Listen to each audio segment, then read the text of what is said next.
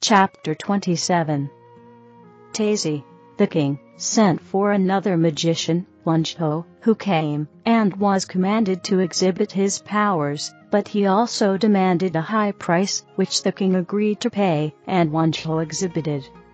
First he caused a rose to come within a glass bottle whilst it was shut, then a small serpent he created out of a rod, and caused birds to come and sing to the king, then changed vinegar into water, then writing on a stone tablet, without touching the tablet, and even whilst the tablet lay under the king's foot. Now after he had exhibited many more feats of like character, he demanded his money, saying, "The angels are gone, I can do no more."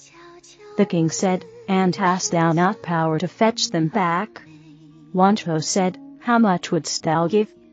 The king answered, 3 pieces of gold. And Wancho said, "In that case, behold, they are come again. What wouldst thou?" The king commanded him to show the spirits of the dead, so he might converse with them. Wancho went into the same place where Lozin had exhibited, and, laying down, cast himself in the death trance. Presently an angel, robed in white, appeared, and came, and stood before the king, saying, "Most mighty king, what wouldst thou?" "Behold me, I am the goddess, O Tuhand, come from my throne in high heaven. And be thou desirous of conquest and war, or to attain great riches, or more wives, most beautiful, then will I buy my most potent will give unto thee." The king said, "I am blessed, O goddess, because thou hast come to see me, but alas, none of the things thou hast mentioned suiteth me. I desire nothing as regardeth this world. Give me light, as to the place in heaven, where dwelleth King Sequan." The spirit said, "Were he thy friend or thine enemy?" The king answered, "He was my deadly enemy." The spirit said, "Because I asked thee, is he thy friend, or thine enemy? For I saw one Sequan in hell, writhing in great agony. And yet I saw another Sequan in paradise.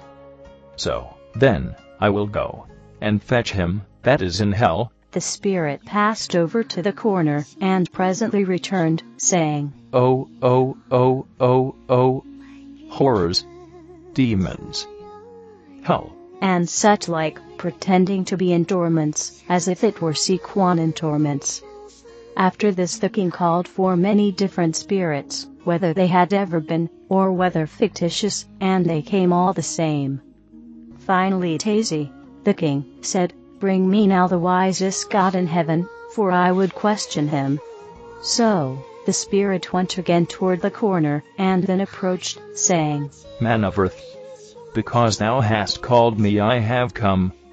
Know thou when I come, and I decree 4 gold pieces to Wancho my prophet." The king said, "Most just God, I will pay him. Tell me now whence cometh man, and what is his destiny?"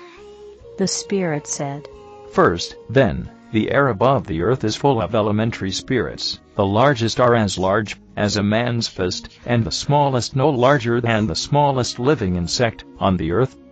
Their size denoteth their intelligence, the largest being designed for human beings. These fill all the air of the earth, and all the space in the firmament.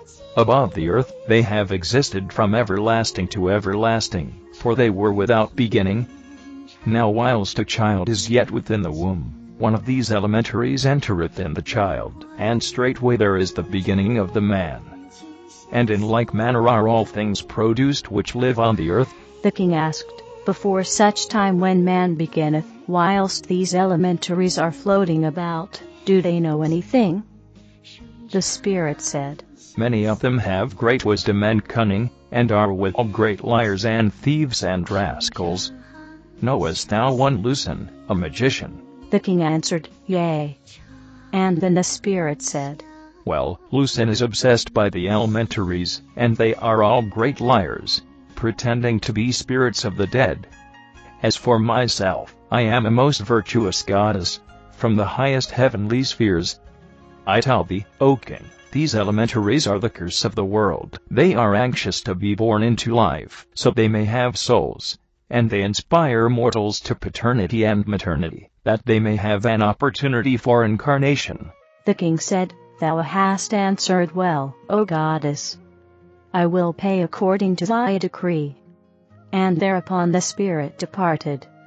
King Tazi sent for another magician, Higa, of the rank of priest, and having bargained with him as to his price for exhibiting, commanded him to proceed.